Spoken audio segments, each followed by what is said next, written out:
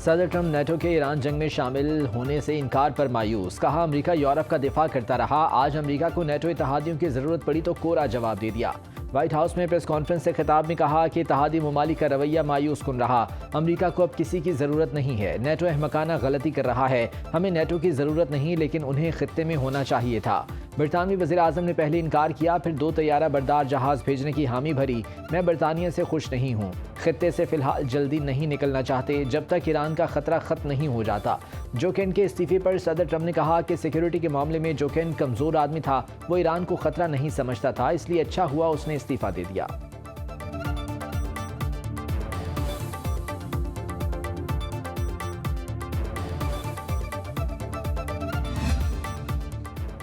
امریکہ ایران جنگ میں صدر ٹرمپ کو پہلا دھچکا، امریکی قومی انسداد دہشت گردی مرکز کے ڈائریکٹر نے ایران میں جنگ پر استعفیٰ دے دیا۔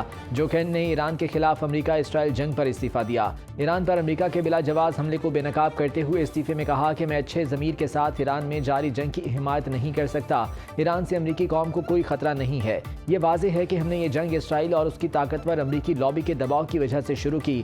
جو کین نے اپنا استعفیٰ صدر ٹرمپ کو بھجوا دیا۔ یورپی یونین کا ایران جنگ میں شمولیت سے صاف انکار، وزراء خارجہ اجلاس کے بعد آبنائے ہرمز میں کسی بھی آپریشن میں حصہ نہ لینے کا اعلان، خطے میں کشیدگی کم کرنے کے لیے سفارتکاری ہی بہترین راستہ قرار۔ یورپی یونین کا مشرق وسطیٰ کے لیے $525 ملین انسانی امداد کا اعلان، امریکہ ایران جنگ میں لبنان پر اسرائیلی حملوں سے متاثرہ لوگوں کی ریلیف کے لیے استعمال کی جائے گی۔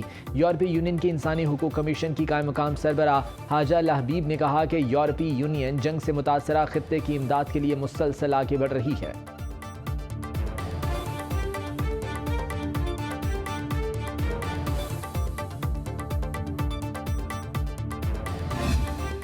یہ وقت امن کا نہیں جنگ کا ہے، امریکہ اور اسرائیل کو شکست دینا ہوگی۔ ایرانی سپریم لیڈر سید مجتبیٰ خامنائی نے امریکہ کے ساتھ کشیدگی کے خاتمے کی تجاویز مسترد کر دیں، یہ تجاویز 2 ثالث ممالک کی جانب سے پیش کی گئی تھیں۔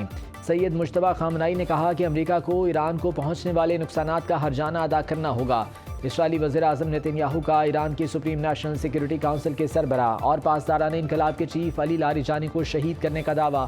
اسرائیل کی وزیر دفاع اسرائیل کاٹس نے کہا کہ حملے کے وقت علی لاریجانی اپنے بیٹے کے ساتھ ایک خفیہ اپارٹمنٹ میں موجود تھے۔ علی لاریجانی کو آخری بار 13 مارچ کو تہران میں یوم القدس کی ریلی کے دوران دیکھا گیا تھا۔ ایران کی جانب سے اسرائیلی دعوے کی تردید، ایرانی میڈیا نے علی لاریجانی کا ہاتھ سے لکھا پیغام جاری کر دیا۔ اس پیغام میں ایران کی بحریہ کے 84 شہداء کو خراج عقیدت پیش کیا گیا۔ اسرائیل کا بسیج فورس کے کمانڈر جنرل غلام رضا سلیمانی کی شہادت کا بھی دعویٰ۔ ایران نے آبنائے ہرمز پر مکمل کنٹرول حاصل کر لیا، امریکی جریدے بلومبرگ کے مطابق تہران نے سمندری راہداری میں ٹریفک کنٹرول نظام نافذ کر دیا، ایران جہازوں کو غیر روایتی راستوں سے گزارنے لگا، آبنائے ہرمز سے گیمبیا اور بھارت کے ٹینکر ایرانی اجازت سے گزرے، روایتی راستوں پر ایران کا جہازوں پر حملے یا بارودی سرنگیں بچھانے کی ممکنہ پلان کی نشاندہی، آبنائے ہرمز کی بندش سے توانائی بحران شدت اختیار کرنے لگا، عالمی منڈی میں خام تیل 2% مہنگا، برینٹ کروڈ آئل کا ایک بیرل $102.69 کا ہو گیا، WTI $95.92 فی بیرل میں فروخت۔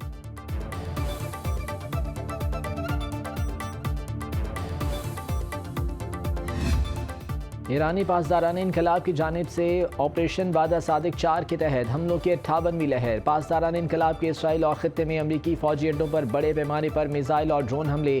پاسداران انقلاب کے بیان کے مطابق یہ وسیع کارروائی صبح کے وقت شروع کی گئی اور اسے رمضان جنگ کے شہید بچوں کے نام کیا گیا۔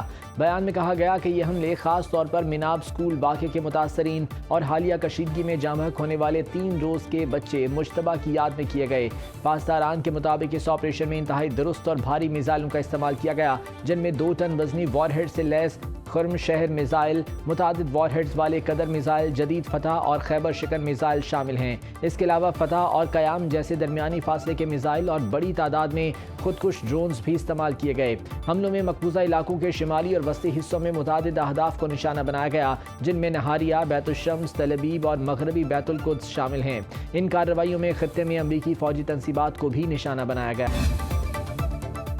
نائب وزیر اعظم و وزیر خارجہ اسحاق ڈار سے ایرانی سفیر رضا امیری مقدم کی اہم ملاقات، 2 طرفہ تعلقات اور خطے کی موجودہ صورتحال پر تفصیلی تبادلہ خیال کیا گیا۔ ملاقات کے دوران ایرانی سفیر نے مشکل وقت میں پاکستانی عوام کی جانب سے اخلاقی حمایت پر شکریہ ادا کیا۔ ایرانی سفیر نے اس تعاون کو دونوں ممالک کے مضبوط تعلقات کا مظہر قرار دیا۔ اسحاق ڈار نے جاری تنازع میں قیمتی انسانی جانوں کے ضیاع پر گہرے دکھ اور افسوس کا اظہار کیا، متاثرہ خاندانوں سے تعزیت کی۔ اسحاق ڈار نے خطے میں امن و استحکام کی بحالی کو وقت کی اہم ضرورت قرار دیا۔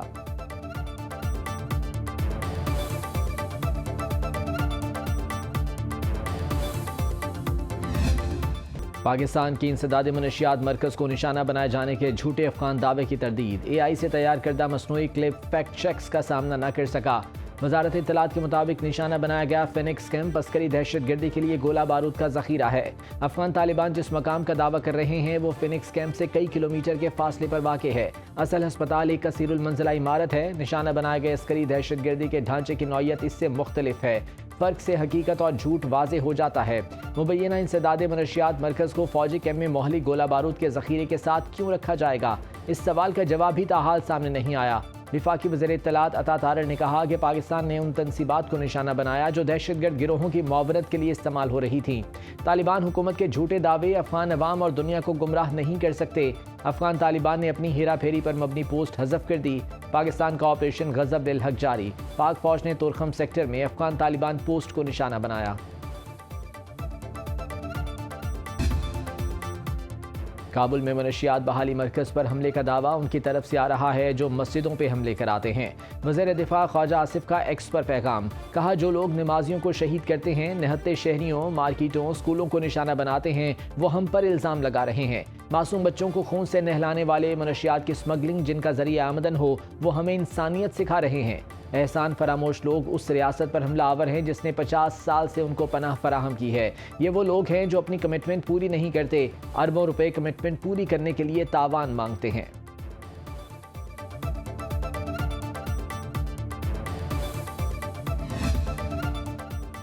افغان طالبان امن کے لیے سنگین خطرہ، اقوام متحدہ کی کڑی پابندیاں برقرار۔ افغان طالبان رجیم افغانستان میں خواتین اور اقلیتوں کو سماجی اور اقتصادی طور پر مفلوج کرنے لگے۔ افغان جریدے ہشت صبح کے مطابق اقوام متحدہ سلامتی کونسل نے افغان عبوری وزیر اعظم محمد حسن اخوند، وزیر خارجہ سراج الدین حقانی سمیت 22 سینئر عہدیداروں پر پابندیاں لگائیں۔ ہیومن رائٹس ایکٹیوسٹس الائنس کا طالبان پر اقوام متحدہ کی پابندیوں کا خیر مقدم۔ دفاع ماہرین کا کہنا ہے کہ طالبان کی پالیسیوں نے افغانستان کو شدت پسند گروہوں کے لیے محفوظ پناہ گاہ بنا دیا۔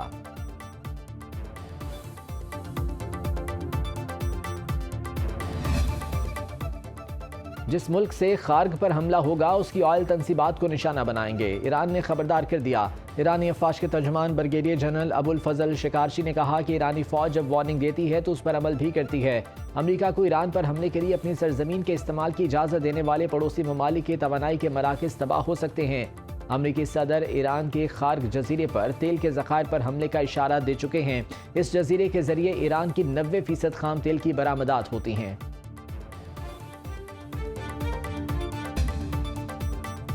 ایران سرنڈر نہیں کرے گا، صدر مسعود پزشکیان کا دو ٹوک اعلان۔ ایکس پر جاری بیان میں کہا ایران نے امریکہ اور اسرائیل کے ساتھ جنگ کا آغاز نہیں کیا۔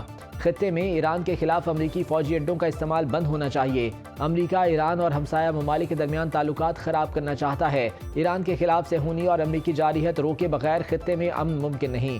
حملوں سے محفوظ ایران کی ضمانت کے بغیر جنگ کے خاتمے کی بات بے معنی ہے۔ ایران نے امریکہ کے ساتھ خفیہ رابطوں کی خبروں کو پروپیگنڈا قرار دے دیا۔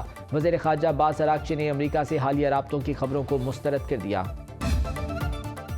ایرانی حملوں میں 13 امریکی فوجی ہلاک، 200 زخمی ہو چکے۔ ترجمان امریکی سینٹرل کمانڈ کیپٹن ٹم ہاکنز کا اعتراف، کہا جنگ کے دوران 10 امریکی فوجی شدید زخمی ہوئے۔ زخمی فوجیوں کو جھلسنے، دماغی چوٹیں اور ڈرونز کے ٹکڑوں سے زخم آئے۔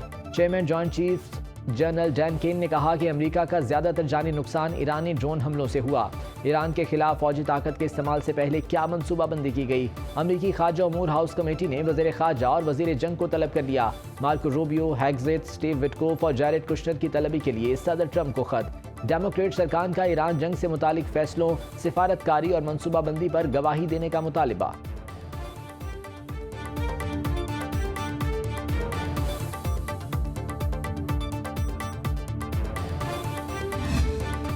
کراچی میں سی ٹی ڈی کی کارروائی میں ہلاک دہشت گرد بی ایل اے کا اہم کمانڈر نکلا۔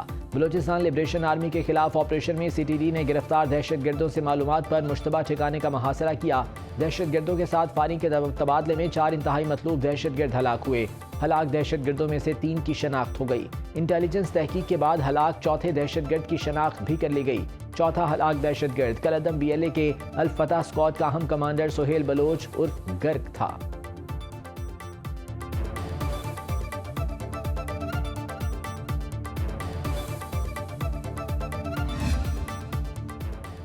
پاک فوج دہشت گردی کے خلاف جنگ لڑ رہی ہے۔ ہمارا ملک اس وقت حالت جنگ میں ہے۔ سینئر وزیر سندھ شرجیل میمن کا ای وی بس کے نئے روٹ کی افتتاحی تقریب سے خطاب۔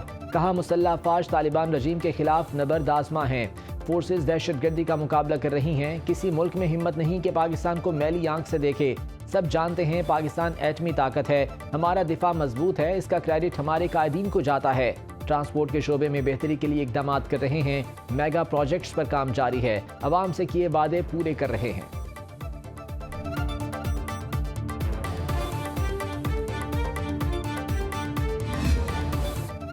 ملک بھر میں بارشوں کا نیا اسپیل۔ پشاور میں وقفے سے بارش کا سلسلہ جاری۔ بالائی خیبر پختونخوا، گلگت بلتستان اور آزاد کشمیر میں بادلوں کا راج۔ اسلام آباد میں مطلع جزوی ابر آلود۔ پنجاب کے بیشتر اضلاع میں گرج چمک کے ساتھ بارش کا امکان۔ محکمہ موسمیات کا 20 مارچ تک بارشوں کا الرٹ۔ کشمیر، گلگت بلتستان اور بالائی علاقوں میں پہاڑوں پر برف باری کا الرٹ۔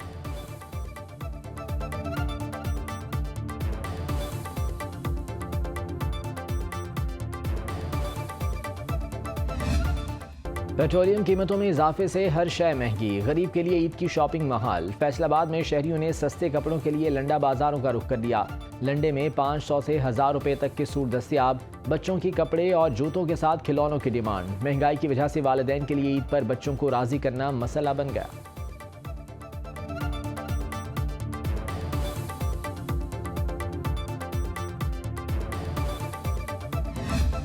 عید کے رنگ اپنوں کے سنگ۔ پردیسیوں نے آبائی علاقوں کا رخ کر لیا۔ کوئٹہ سے عید اسپیشل ٹرین راولپنڈی کے لیے رواں دواں۔ 500 مسافر لے کر عید اسپیشل ٹرین آج راولپنڈی پہنچے گی۔ پاکستان ریلویز کا عید الفطر کے پہلے روز تمام ریزرویشن دفاتر بند رکھنے کا اعلان۔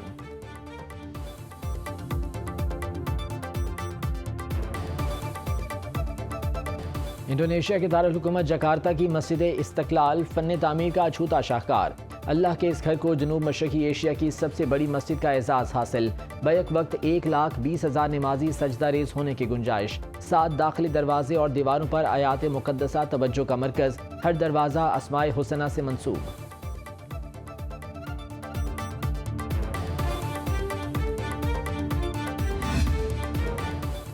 سری لنکا کے سابق کپتان سینتھ جے سوریا کی جانب سے مسلم دوستوں کے لیے افطار کا اہتمام۔ جے سوریا نے سوشل میڈیا پر افطار کی فوٹو شیئر کرتے ہوئے لکھا کہ وہ اپنے کرکٹ کیریئر کے شروعات سے مسلم دوستوں کے لیے افطاری کا اہتمام کرتے ہیں۔ سابق سری لنکن آل راؤنڈر پرویز مہاروف نے خصوصی شرکت کی۔